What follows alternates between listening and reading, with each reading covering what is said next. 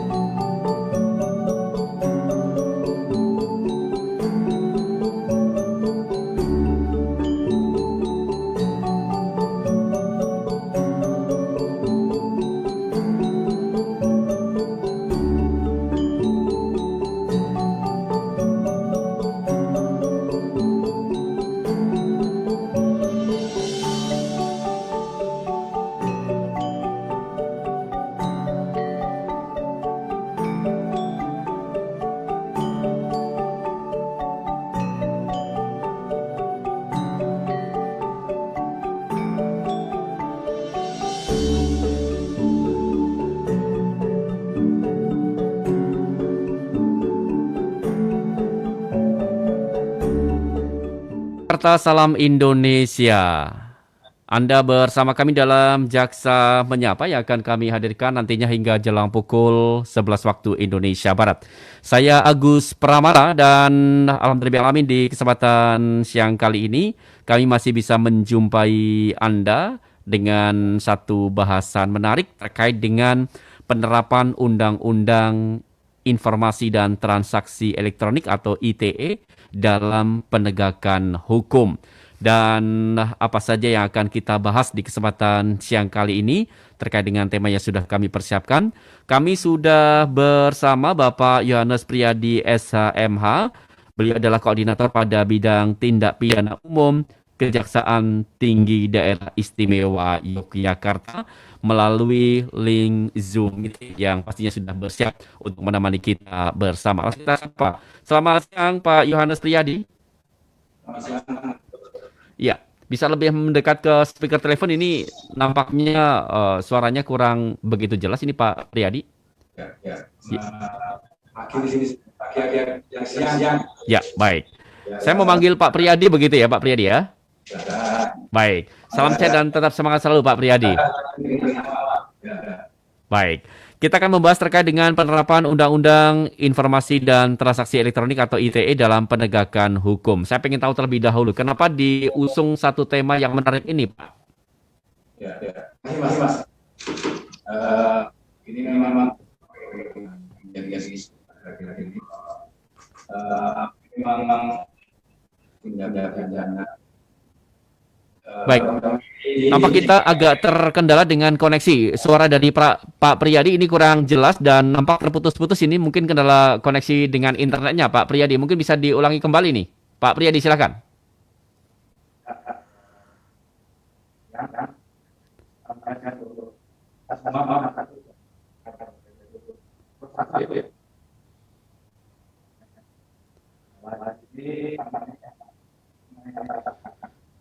Baik, masih terkendala dengan suara dari Pak Priyadi. Tetap bersama kami pendengar di 91,1 FM Pro 1 era di Yogyakarta. Setelah yang berikut ini kita akan kembali lagi.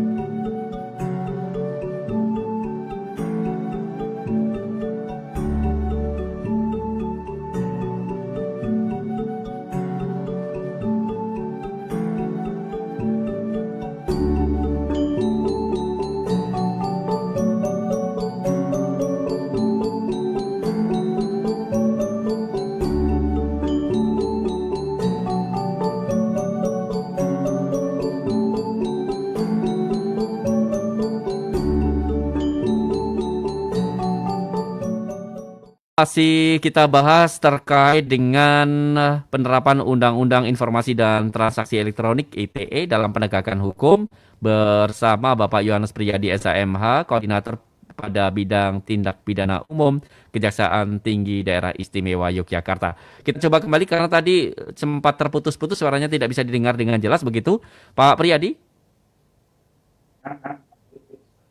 Ya.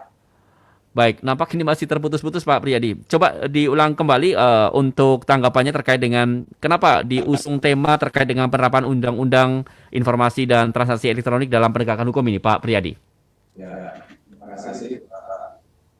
Kami akan tentang undang ini dalam hukum hukum karena saya dan hukum KPK apa yang lain hukum cacat ini mengenai kata bulan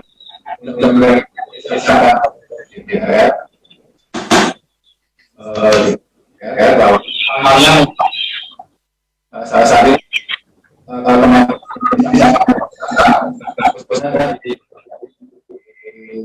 teknologi informasi tentunya kami menggunakan beberapa kesempatan banyak orang dengan melakukan penggunaan dan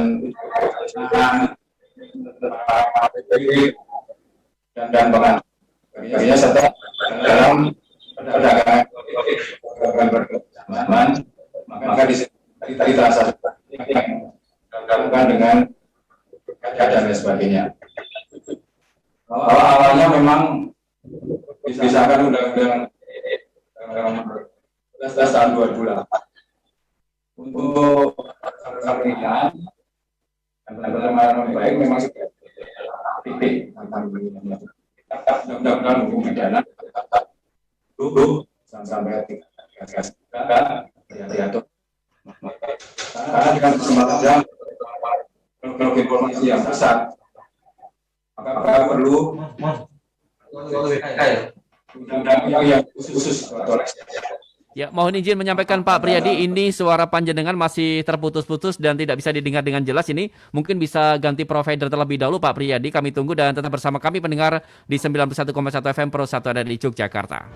Pendengar, saat ini saya sudah bersama dengan para superhero dunia. Anda penasaran kan apa kekuatan super mereka? Nah, langsung saja.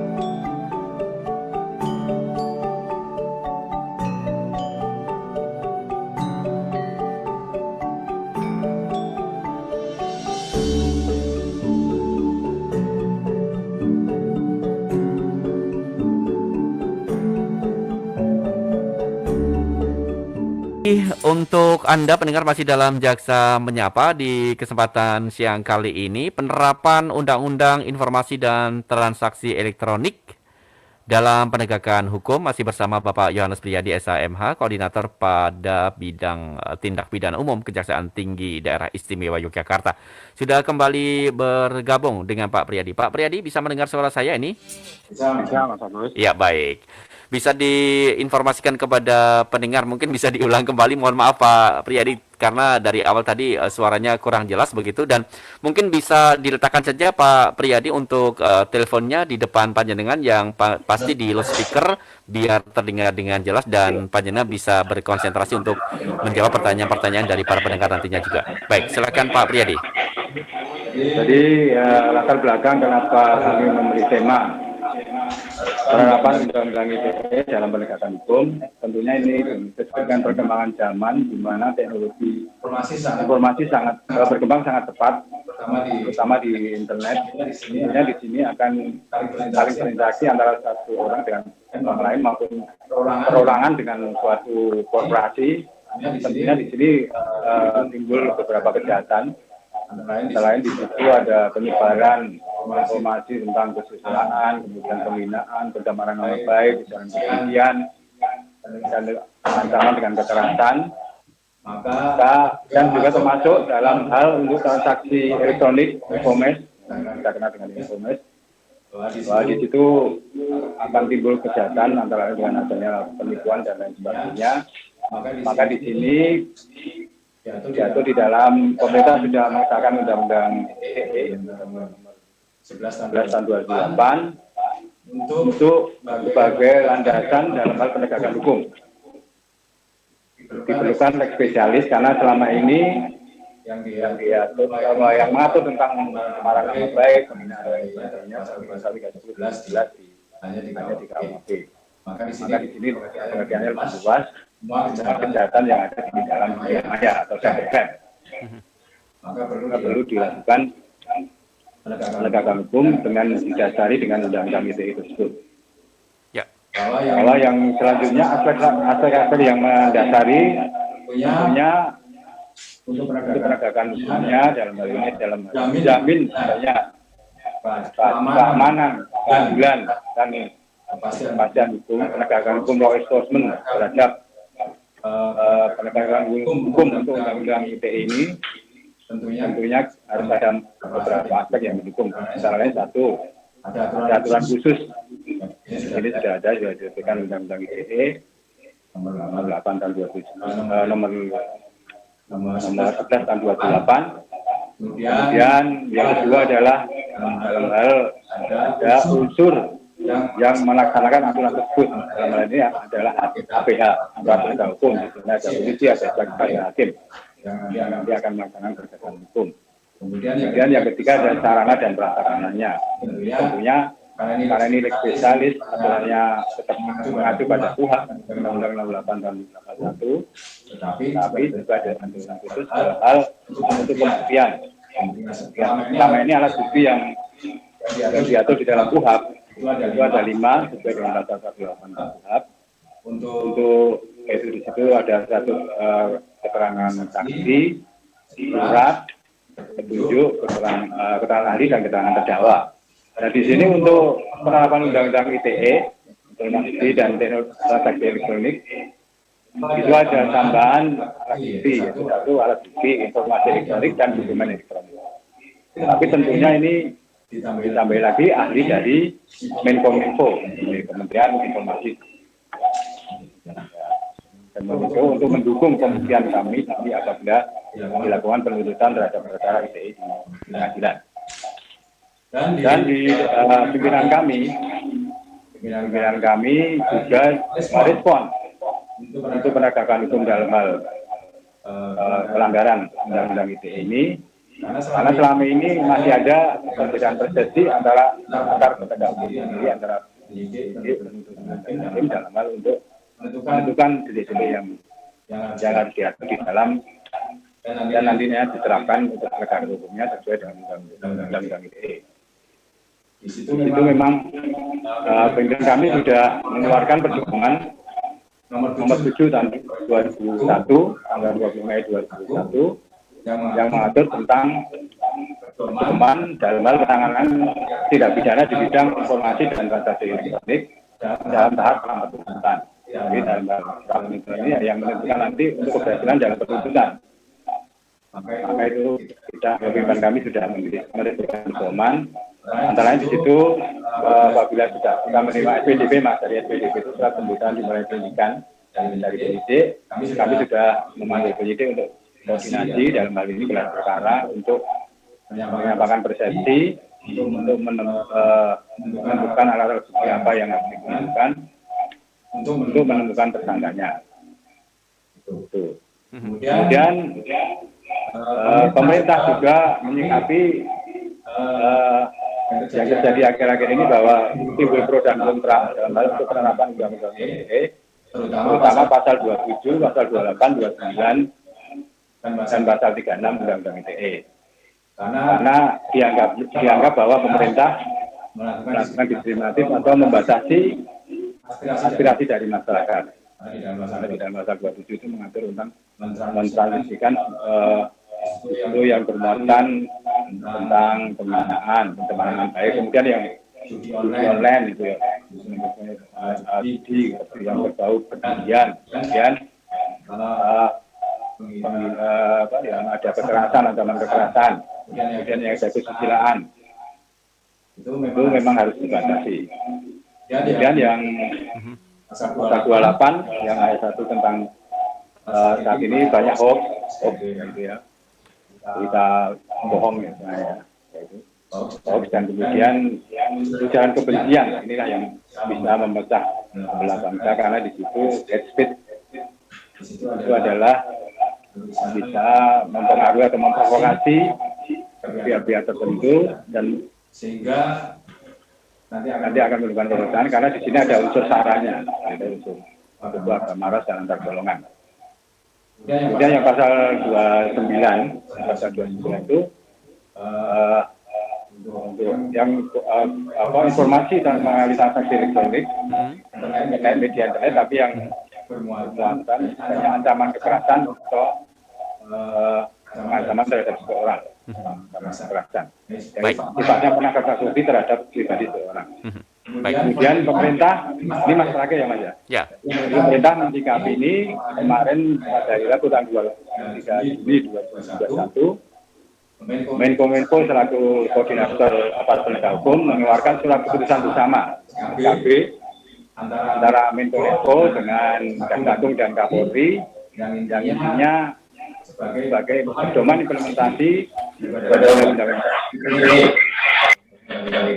kemudian melakukan revisi pasal 27, 28, 29 dan 36 dan sebagai nanti dijadikan prioritas untuk prioritas yang akan datang sebagai menyikapi dari beberapa kontra dari masyarakat tentang penerapan undang-undang ITE ini.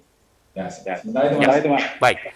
Dan contoh kasus yang marak di daerah istimewa Yogyakarta terkait dengan pelanggaran undang-undang ITE ini yang sudah disoroti dan pastinya sudah disidangkan di Kejati DI ini apa saja ini Pak Priyadi contohnya? Ya kemarin ada yang mengirimkan ada pelakunya ini penegak hukum salah satunya yang menyebarkan foto mantan pacarnya yang pada itu sedang posisinya telanjang itu disebarkan di media yang mantan pacar ini merasa dirugikan dan melaporkan ya kepolisian dan bisa tidak lanjuti. Baik. Yang pasal 27 itu untuk penyebaran yang menggunakan kehinaan, ancaman pidananya 6 tahun dan ada banyak 1 miliar. Baik, Pak Priyadi, bagaimana nih penerapannya, teknisnya dalam arti penerapan untuk menegakkan hukum Undang-Undang ITE dalam penegakan hukum tersendiri? Apakah memang ini persidangannya sesuai dengan aturan yang ada atau memang ada khusus sendiri begitu Pak Priyadi? Ya, seperti saya jelaskan tadi, untuk proses hukum acaranya sama, cuma untuk pembuktiannya, alat buktinya selama ini kan yang diatur dalam KUHP itu kan sesuai pasal 184 KUHP itu ada 5 alat bukti. Jadi transaksi, surat petunjuk, keterangan ahli dan surat keterangan terdakwa. Khusus untuk penegakan hukum undang-undang ITE juga ada alat bukti elektronik. Tambahan ada alat bukti elektronik. Alat bukti elektronik yaitu ada informasi elektronik maupun dokumen elektronik. Tapi bisa juga ada barang bukti, misalnya rekaman percakapan yang tidak di dalam sistem elektronik bisa dijadikan bukti juga, asal dia ada pemeriksaan dari ahli, dan ini ahli dari Menkominfo yang melakukan pemeriksaan laboratorium forensik untuk dijadikan barang bukti di pengadilan. Jadi hampir sama begitu ya Pak Priadi ya? Hampir sama, cuma ada penambahan tadi, ada alat bukti elektronik. Baik, kita akan buka untuk line teleponnya atau juga di line WA kami di 081127111111 bagi pendengar yang akan bergabung. Bahasan kita mengenai penerapan Undang-Undang Informasi dan Transaksi Elektronik dalam penegakan hukum, yang pasti masih bersama dengan narasumber kami di kesempatan siang kali ini, Bapak Yohanes Priadi SHMH, Koordinator pada Bidang Tindak Pidana Umum Kejaksaan Tinggi Daerah Istimewa Yogyakarta. Ini ada yang bergabung di line WA, akan kami bacakan Pak Priadi. Ada Ibu Lala di Jalan Magelang. Misal ada kasus pencemaran nama baik di media sosial, bagaimana cara kita melapor dan kepada siapa, Pak Priadi? Bu Lala di Jalan Magelang. Terima kasih. Selamat siang Bu Lala ya. Saya menanyakan tentang bagaimana prosedur untuk melaporkan apabila ada pencemaran baik. Ya, Ibu langsung ke Polsek atau Polres. Penyidiknya kepolisian. Tadi setelah melaporkan, kemudian nanti akan ditindaklanjuti dengan penyelidikan dulu, kemudian setelah penyelidikan, dengan selanjutnya polisi akan mengumpulkan bukti-bukti alat bukti, ada saksi atau jadi yang melakukan teman-teman seperti apa, terlapornya, kemudian ada bukti-bukti elektronik, kemudian baru dilakukan yang rangkaian menjalankan pemeriksaan.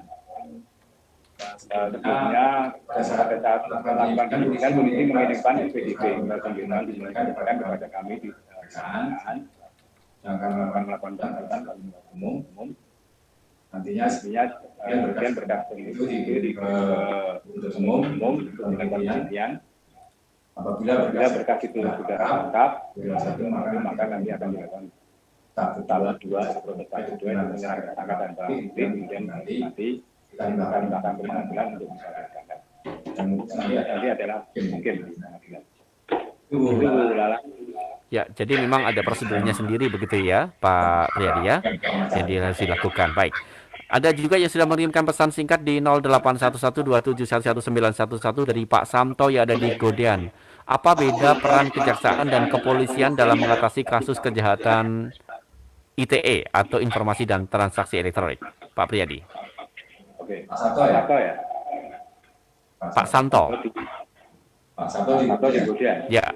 Selamat pagi, selamat siang Pak Santo. Jadi di sini tugasnya masing-masing. Kalau yang melakukan penyidikan yang diterima, yang laporan pertama itu kepolisian. Biasa dengan adanya laporan baik atau yang bermacam penyelenggaraan atau misalnya ada transaksi yang ada banyak. Kemudian penyidik melakukan pengumpulan alat bukti seperti sudah dijelaskan, bisa dari saksi yang ada keterangan dengan laporan tersebut, kemudian bisa dari surat, kemudian ada nanti dari alat bukti karena di sana ada penambahan elektronik, yaitu informasi elektronik maupun elektronik. Kemudian setelah dia melakukan penyidikan, kemudian berkoordinasi dengan penuntut umum, seperti tadi sudah saya katakan bahwa untuk menyampaikan persepsi antara penyidik dan penuntut umum, pimpinan kami melakukan pedoman nomor 7 tahun 2021 tadi disebutkan tentang pedoman penanganan perkara di bidang informasi dan teknologi dan transaksi elektronik dalam tahap pemeriksaan. Jadi meski melakukan gelar perkara dengan koordinasi dengan penuntut umum untuk untuk menentukan tersangkanya, mencari alat bukti untuk menentukan tersangkanya. dan Setelah setelah akad, kemudian tadi penuntut umum umum di sini meneruskan tadi hasil penyidikan yang telah ditemukan oleh penyidik dalam hal ini kepolisian. setelah Setelah kita menerima berkas dari dengan Pak Toto, kemudian kita kita teliti berkas berkas itu itu dari sisi formil maupun materinya, apakah apakah sudah bisa memenuhi dengan syarat, kita tentukan satu satu. selanjutnya penyidik Penyidik dan dan kepolisian kemudian mengirimkan dua tersangka dan barang bukti ke kejaksaan. selanjutnya Biasanya kita membuat dakwaan dan dan menimbulkan menimbulkan perkara tersebut bersama dakwaan dakwaan dan tersangka dan barang bukti ke pengadilan sesuai dengan empat kejadiannya, sesuai dengan laporan Bapak tadi. misalnya Di misalnya Polsek bisa laporannya, Polsek. Ya. Baik, Pak Priyadi, barang-barang bukti yang sudah disita oleh pengadilan dalam arti hal ini Kejaksaan Tinggi Daerah Istimewa Yogyakarta seperti mungkin gambar-gambar dan lain sebagainya. Apakah setelah dilakukan ketok palu dalam arti sudah ketemu titik keadilannya, apakah nanti juga akan dihapus atau tetap disimpan sebagai barang bukti, Pak? oh ya, Jadi ini kita jelaskan setelah pengadilan kita sidangkan dan kita tuntut sesuai teman-teman tapi kita nyanda sesuai sesuai dengan pertimbangan meringankan dan pertimbangan membebaskannya dari terdakwa. setelah diputus oleh pengadilan kemudian tidak ada upaya hukum baik dari penuntut umum dan penuntut umum maupun pihak terdakwa tidak melakukan upaya hukum, namanya sudah kekuatan hukum tetap, putusan yang bisa mempunyai kekuatan hukum tetap maka kita diskusi dan ini diskusi tidak dan terdakwa kita melakukan pengawasan untuk barang bukti yang tadi seperti Mas Agus menanyakan itu dan nanti kita musnahkan. Jadi dimusnahkan begitu ya Pak Priyadi ya? Ya. Oke. Ya, baik. Setiap orang dan dengan sengaja ini atau tanpa sengaja melawan hukum melakukan penyadapan atas informasi elektronik. Ini apakah memang bisa dituntut Pak Priyadi? Penyadapan? Ya, penyadapan secara elektronik. Ya, tadi sudah saya jelaskan bahwa penyadapan itu tadi kan ya tidak itu typing ya, sengaja typing ya, tidak termasuk dalam elektronik ya. Tadi itu bisa dijadikan barang bukti, tapi dia harus dilakukan di laboratorium forensik dulu oleh ahli, mengatakan bahwa memang ada unsur melawan hukumnya. Bisa kita jadikan sebagai bukti elektronik. Oke, baik. Kita tunggu lagi untuk pendengar yang akan bergabung di 580333 atau juga di 081127119111 masih terkait dengan penerapan Undang-Undang Informasi dan Transaksi Elektronik dalam penegakan hukum bersama narasumber kami Bapak Yohanes Priyadi SMH, Koordinator pada bidang tindak pidana umum Kejaksaan Tinggi Daerah Istimewa Yogyakarta. Kalau berbincang mengenai penerapan Undang-Undang ITE dalam penegakan hukum ini, saya ingin tahu nih, kapan mulai diberlakukannya penerapan Undang-Undang ITE ini, Pak? Apakah memang sudah lama atau sesuai dengan penetapan tahun Undang-Undang ITE tersebut? Ya, pemberlakuannya biasanya setelah ditetapkan 1 tahun setelah ditetapkan. Langsung berlaku 2008. Berarti tahun 2008, 1 tahun selanjutnya 2009 sudah efektif begitu ya Pak Priyadi ya? Saya tambahkan Mas Agus ya. Oke. Ini untuk subjeknya tidak hanya perorangan tapi bisa juga badan hukum yang itu kejahatan dunia maya ini. Keren.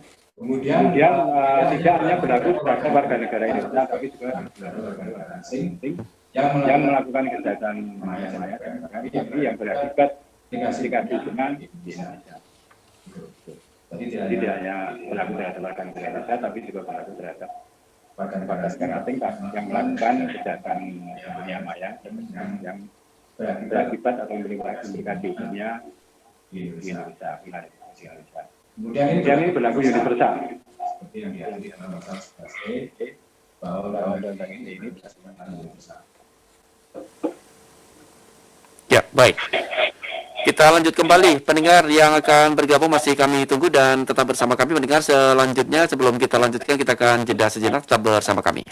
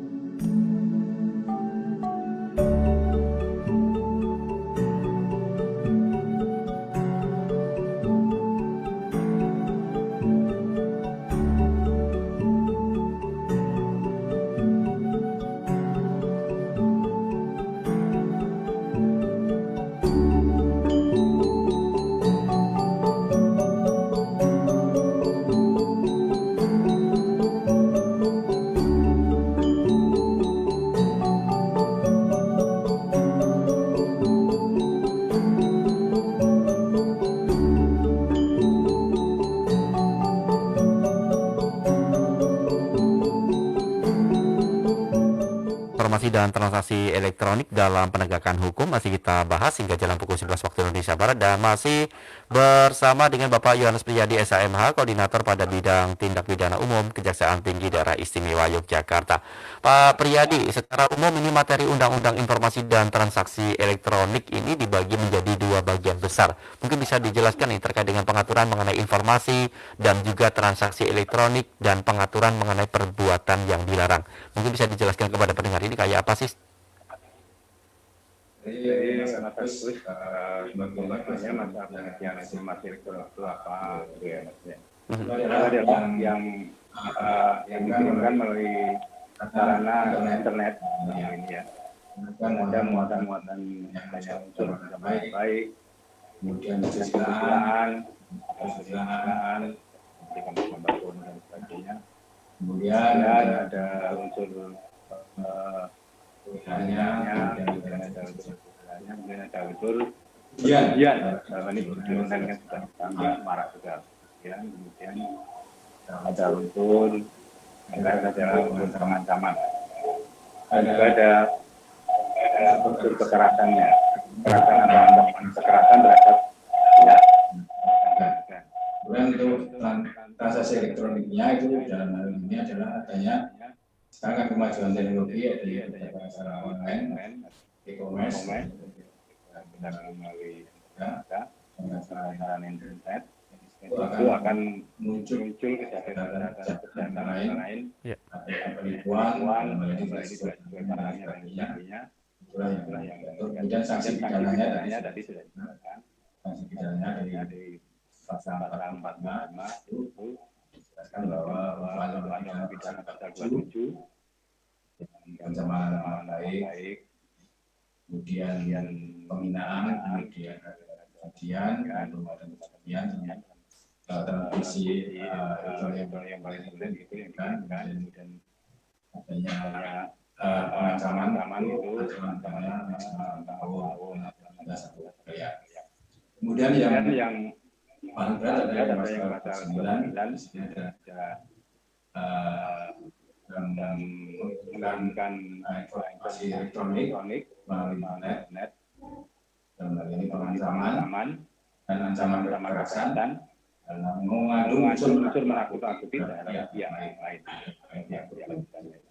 yang merasa dirugikan. Ancaman pidananya setahun dan atau tidak. Itu Mas.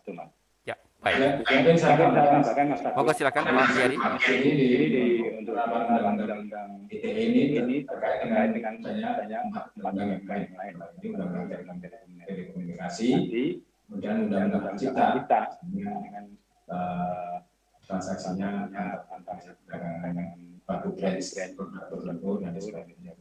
Adanya cipta, kemudian yang ketiga kaitannya dengan laundry atau tindak pidana pencucian uang. Karena di sini ada transaksi tentang pengalian uang hasil kejahatan, menyamarkan hasil kejahatan melalui dunia maya ini dengan e-banking dan sebagainya dengan teman-teman yang sama di dunia elektronik dunia maya. Yang terakhir ada yang terorisme juga menggunakan dunia maya karena ditujukan untuk transaksi dananya untuk menilai kejahatan terorisme ini menggunakan sarana elektronik digital ini. Saya kira itu Mas Agus. Ya, baik. Kita bacakan SMS yang bergabung di 0811271111. Ada Ibu Yanti di Condong Catur ini Pak Priyadi. Di tengah kondisi pandemi seperti saat ini, perlu diberikan gambaran bagaimana sebaiknya agar layanan kejaksaan dapat diterima dengan baik oleh masyarakat. Tanggapannya Pak Priyadi. Oh ya. Terima kasih Bu Yati ya. Untuk selama masa pandemi ini kita tetap menjalankan hukum. Tentunya kita selain sebagai lembaga yang melakukan penuntutan pidana umum yang dari Indonesia dengan khusus korupsi, kita juga bisa melakukan diri. Jadi kita tetap tegas dengan melalui virtual ini yang selama ini kita konvensional dengan hal misalnya pengiriman berkas perkara, kemudian pengiriman SPP dan sebagainya. Kita sekarang ada sarana elektronik, kita punya CMS. Jadi gimana sistem manajemen. Jadi pengiriman SPP dan sebagainya kita sudah pakai elektronik, virtual, kemudian kita sudah gunakan, termasuk juga penyelenggara kedua tadi, proses penyelenggara tersangka dan kita menggunakan virtual. Jadi posisi tersangka di Polda, kemudian melalui virtual itu bisa di kejaksaan tinggi. Jadi kita tidak langsung. Begitu juga nanti pada proses persidangan. Dari proses persidangan kita menggunakan virtual. Jadi terdakwa posisinya di rutan, lawyernya, pengacaranya, sementara JPU posisinya di kejaksaan dan melalui virtual. Saksi nanti di pengadilan. Jadi kita tidak langsung berhubungan langsung dengan pihak lain. Ini kan kita sebagai pengguna berada di lawyer. Jadi kita menggunakan sistem virtual. Termasuk juga kita jadi kejaksaan itu melakukan penuntutan dan penyidikan. Terus kita juga melakukan juga bidang perdata dan data negara. Ya. Jadi EPO. Ya. Jadi ada data. Kalau dibilang data kita itu sebagai pengacara negara. Jadi pengacara negara ini apabila ada pejabat dari BUMN, yang ada digugat oleh masyarakat atau keuangan, nanti kan kita bisa memahami tapi dengan kuasa khusus di pihak yang disebut. Tapi kalau untuk pihak swasta kita bisa mewakili hanya sebagai pengacara negara. Kemudian untuk di intelijen kita juga melakukan binmakum dan masyarakat hukum. Dalam hal ini kita juga melakukan investigasi penanganan, kita melakukan seperti jaksa menyapa ini juga untuk mengamankan masalah pencerahan tentang bahasa hukum yang ada, proses pengadilan. Ya, baik. Kita lanjutkan kembali perbincangan kita di siang hari ini dan masih terkait dengan penerapan Undang-Undang ITE dalam penegakan hukum. Dan kami tunggu kembali, masih ada waktu beberapa menit ke depan pendengar untuk bergabung bersama kami di 5803333 atau juga di 081127119111. Dan kita ketahui bersama bahwa penerapan Undang-Undang ITE dalam penegakan hukum ini memang sangat-sangat relevan begitu ya dengan situasi dan kondisi kemajuan zaman yang ada di Indonesia sendiri. Karena kita tahu bahwa sekarang dunia maya ini sudah bisa dikatakan mempermudah kita, namun apabila kita teledor kita akan masuk ke bui begitu ya Pak Priyadi ya.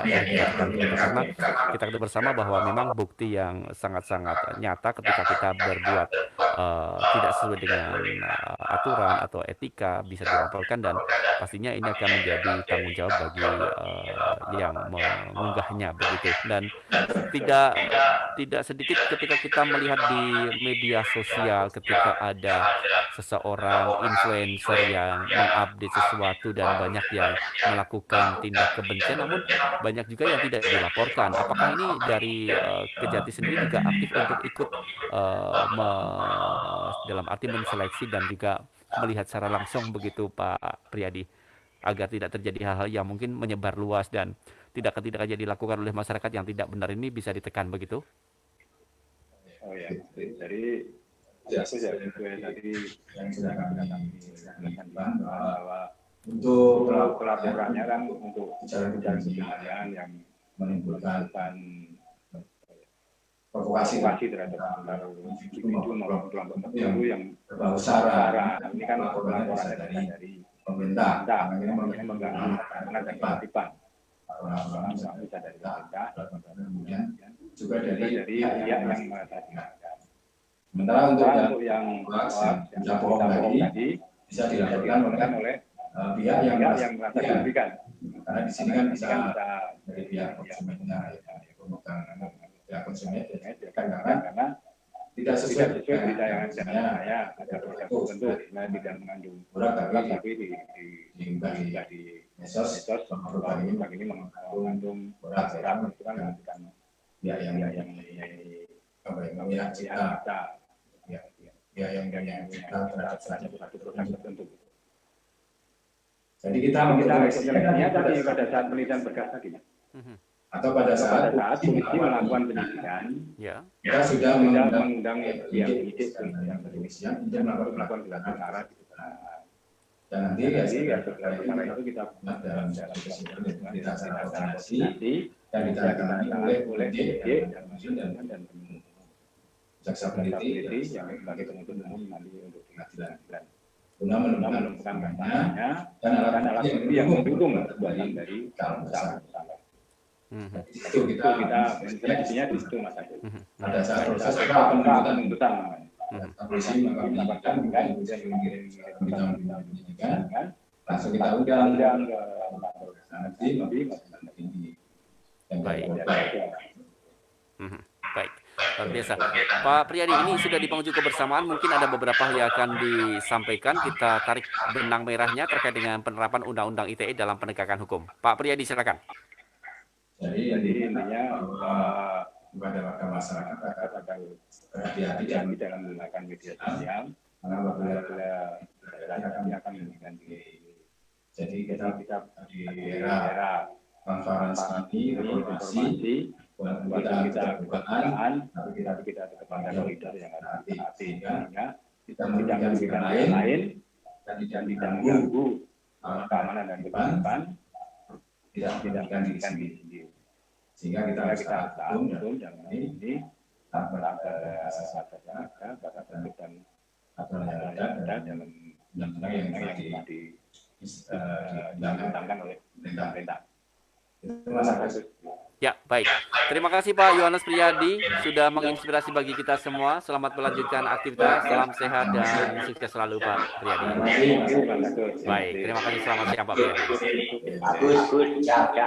Baik, terima kasih. Demikian tadi pendengar obrolan kita dalam Jaksa Menyapa terkait dengan penerapan Undang-Undang ITE dalam penegakan hukum bersama Bapak Yohanes Priyadi SHMH, Koordinator di bidang tindak pidana umum Kejaksaan Tinggi Daerah Istimewa Yogyakarta. Terima kasih atas kebersamaan Anda.